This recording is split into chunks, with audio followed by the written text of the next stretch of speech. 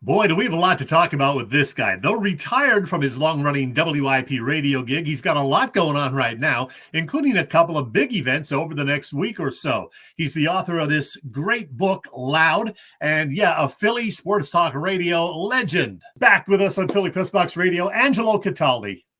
Chet, it's a pleasure to be back with you. Thank you for having me.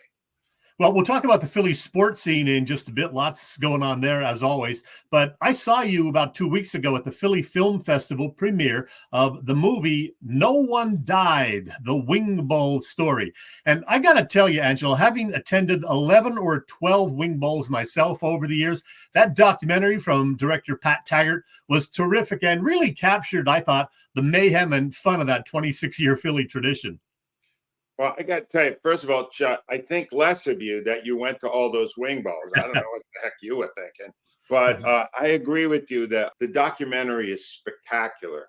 And I am thrilled that so many people enjoyed it. And it kind of, I had my own misgivings about it toward the end because it got a little tacky but it made me love it again. It made me realize what it was really about, which is to take the little guy and make him a star for a day. And get 20,000 people roaring his name and being a hero, seeing what that felt like. And that's something I don't think many other radio promotions were able to do. So I'm thrilled by it. I hope it gets picked up by a major streamer so that everybody sees it and realizes what a great event we had. And I was thrilled that you were there. I really, I was amazed by how many people showed up that I hadn't seen in many, many years. It was almost like the 27th Wing Bowl that night at the premiere.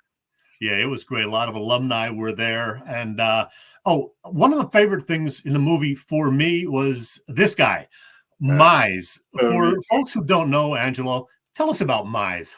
Well, he was the guy who was a halftime show for 8 or 9 years before lawyers got involved. And halftime chose to take a 6-pack of beer, shake it all up, and then smash the cans on his head until they erupted and went all over everybody, including him. He ended up sustaining lots of bloody cuts and swelling of his brain. And he's fine now. I talked to him. He's still very coherent. So I guess there was no major damage. But needless to say, once the lawyers got more involved in looking over it, they squashed a lot of those crazy things that we did in the early years. But yeah, he was a big hit in it. The guy with the projectile vomit. This is not the highest of highbrow documentaries, but it's got a lot of amazing videos in it. And I think people will, it's the fastest 90 minutes you'll ever see in a documentary. It goes by so quick. Yep, hope it does get picked up, really. That would be great if it got picked up. Angelo, the Philadelphia Sports Hall of Fame holds its annual induction ceremony Thursday evening at Live Casino. And it's a great class of inductees, including the likes of Ryan Howard, Chase Utley, Stan Walters, Rod Brindamore, and you. Now, we did talk about it briefly when the 2024 class was announced early this year, but how's it feel to know that you're going to be in the Philly Sports Hall of Fame? I am not worthy of the honor. It was never anything I thought would happen because my style of sports talk did not endear me to many people. I was very critical. I was loud and abrasive. And, I tried to entertain people while giving my strong opinion on stuff. And we're at a point now where I guess I'm not a danger anymore because I don't have the voice I had before to say the things that I say, but we're each given 2 minutes at the for a speech, and I'm not taking more than that because the people you named, more people are there to see them than to see me. But the point I'm going to make is that the city's gotten too soft, especially the media, and I think I can help you segue it to what happened with Marcus Hayes and the Sixers, and that if you write something that you really truly believe in, it's strong now, you get massive repercussions from the teams and from the people you wrote about or talked about. And I gotta tell you, Chet, that's not the Philadelphia I moved to 40 years ago. It's a different world now. And the people that have covered the teams now are so much more forgiving. After Joel Embiid shoved Marcus Hayes, the one columnist who is still giving his strong opinions, reaction be damned. And the fact that he was physically assaulted by Embiid and the Sixers attempted to get the whole media to ignore the story, to suppress the story, tells me that the teams now think they actually can control the way they're being covered. And if that's true, this isn't Philadelphia to me anymore.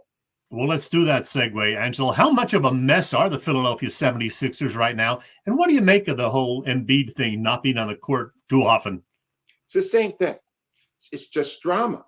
They have not even got to a conference final yet. He is now the symbol of 4 years of tanking. And all he does is create negative stuff. Yeah, he's a great player. No one's going to argue that when he plays. But here's the problem with this whole situation, Chet. You can't say a guy's not playing because you're managing his left knee. All right. There are people, I'll put this in real simple terms. There are dads and moms who brought their kids to the opening game of the season wearing Joel Embiid jerseys. And now I got to tell my 7-year-old son that he can't see his hero because they're managing his left knee. Doesn't work. Are you hurt? Are you not hurt? How are you trying to play this? And Embiid himself, and this is why I think Marcus was on point. Embiid is really in shape. He does not condition himself the way an elite athlete should do so. So when it comes time to play, we better load manage this. We better not play him on back-to-back nights. I'm in an era where Wilt Chamberlain played every minute of every game. Every minute of every game. Mm-hmm. Are you a player or are you a sitter? He's a sitter. And I'll be honest with you, Chet, I'm sick of him. I'm sick of him. I'm sick of his act. What he did was contemptible. And I understand that Marcus Hayes brought up his son and his brother, his late brother. And that was maybe got a little bit too far and going what he was going. But all he was saying was, preserve your legacy. If you're a star player, you got to play.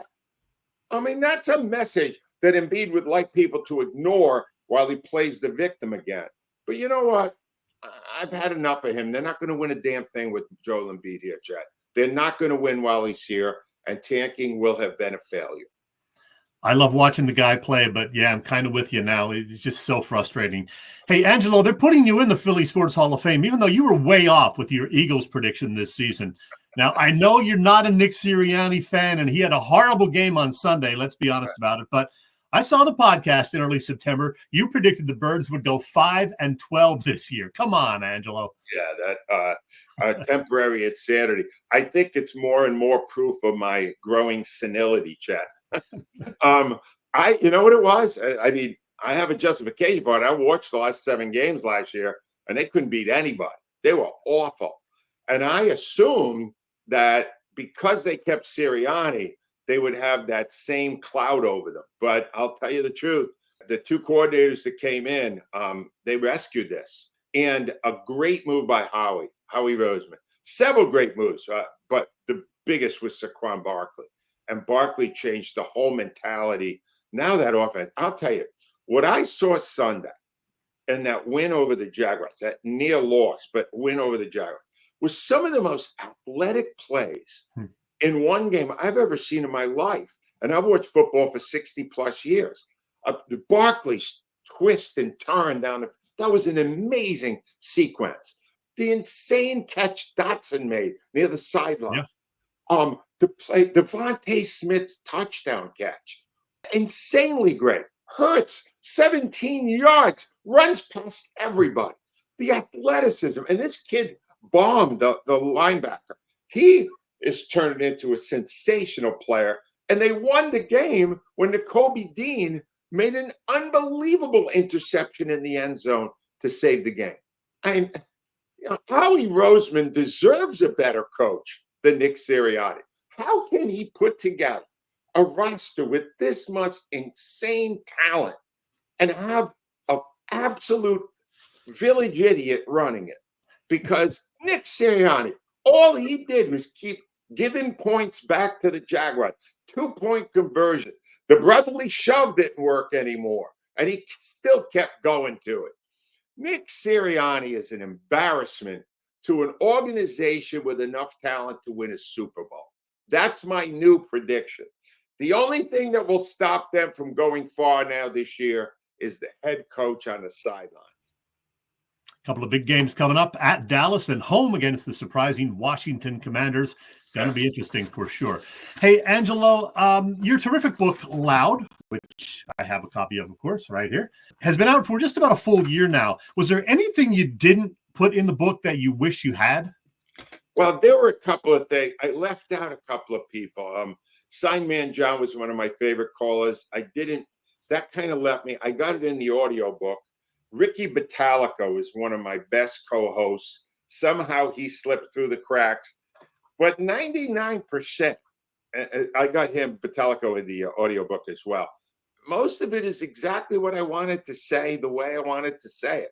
And I've never been able to say that about anything I wrote before, Chet, but I'm proud of it. I'm happy about it. It did really well.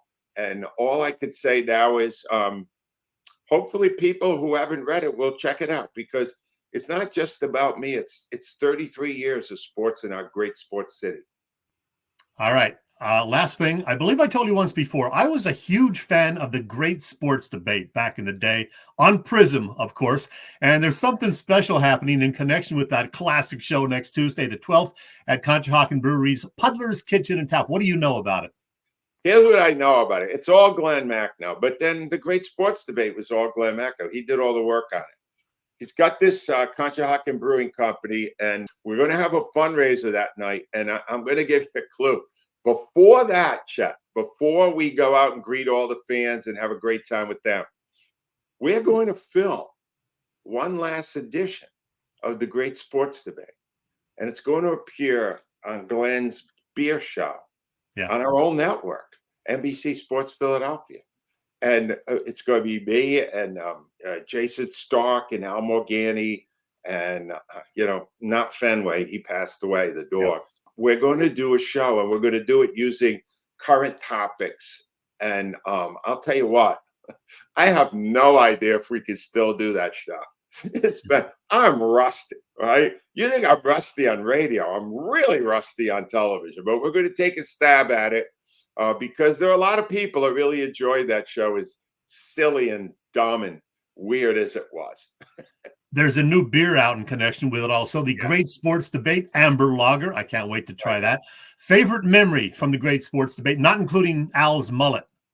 Oh, the favorite memory was how every time Curt Schilling came on, this was his big year. He's a rookie year at all.